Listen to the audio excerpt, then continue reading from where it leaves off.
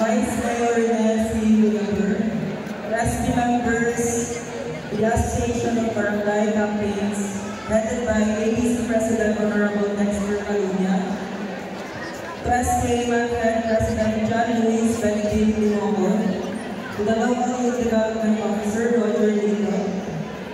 Thank you all for having me here. And, it is an honor for me standing here and hoping to inspire all of the volleyball players out there sa buwan.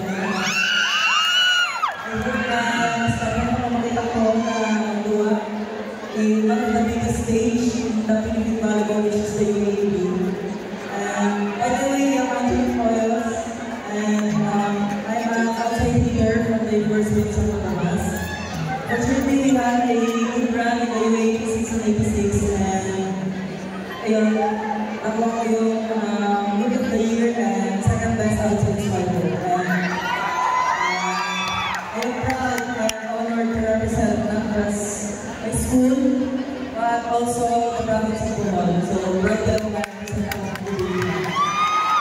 So, since you guys na-start sa mga liga-liga sa class, so, buko ako tayo sa center ng first position, and ayun, until naroon ko sa University of Bohol, and then year 2022, naroon ko sa University of Santo Tomas, and I'm currently playing for the University of Santo Tomas.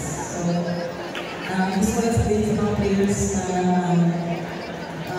dream big kasi wala nang daya ang pagpapagalan doon. And if you're able to reach your dreams, don't ever forget to look back and older. Ayaw ko lang ang manitabang ninyo kung asa mo nag-start, and you always keep your faith firm in the ground. And as you play today or tonight, just enjoy the game. Normal lang ma-pressure, guys. And our sports psychologist said na love and embrace the pressure. The most important thing is tinatag niyo yung 100% na mag-was support na you know to yourself na dapat ito yung best and walang regrets. So I hope you enjoy tonight, and ayun, thank you for having me here. And before I end this, I have a game, a trivia game. So natin mga prizes din ito.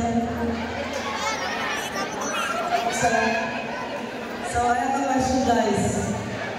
How well do you know me? How well do you know the UST Golden Tigresses?